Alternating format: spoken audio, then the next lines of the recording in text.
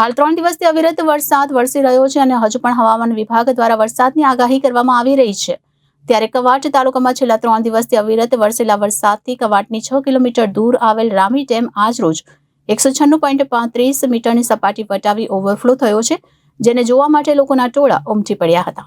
હાલ 3 દિવસથી અવિરત વરસાદ વરસી રહ્યો છે અને હજુ પણ હવામાન વિભાગ દ્વારા વરસાદની આગાહી કરવામાં આવી રહી છે।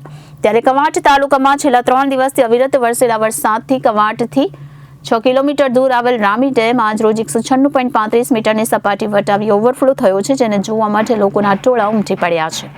આ સાથે રામી ડેમની ઓથોરિટી દ્વારા ડેમ પર ન જવા અને નીચાણવાળા ગામો ખંડીબારા, મોટા દેવત, વીજળી, ચીલિયાવાટ, આથા ડુંગરી, મોટા વાંટા, ઝાલાવાટમાં રામી ડેમની ઓવરફ્લોને લઈને ચેતવણી આપવામાં આવી છે, તેમજ આ સમગ્ર સ્થિતિ પર તંત્ર દ્વારા નજર રાખવામાં આવી છે। આમ છોટાઉદેપુર જિલ્લાના કવાંટ ખાતે આવેલ રામી ડેમ ભયજનક સપાટી ઉપર આવતા આસપાસના ગામોના લોકોને સચેત કરવામાં આવ્યા છે। Reporter Faizan Khatri, Janadesh news, Chhota Udepur.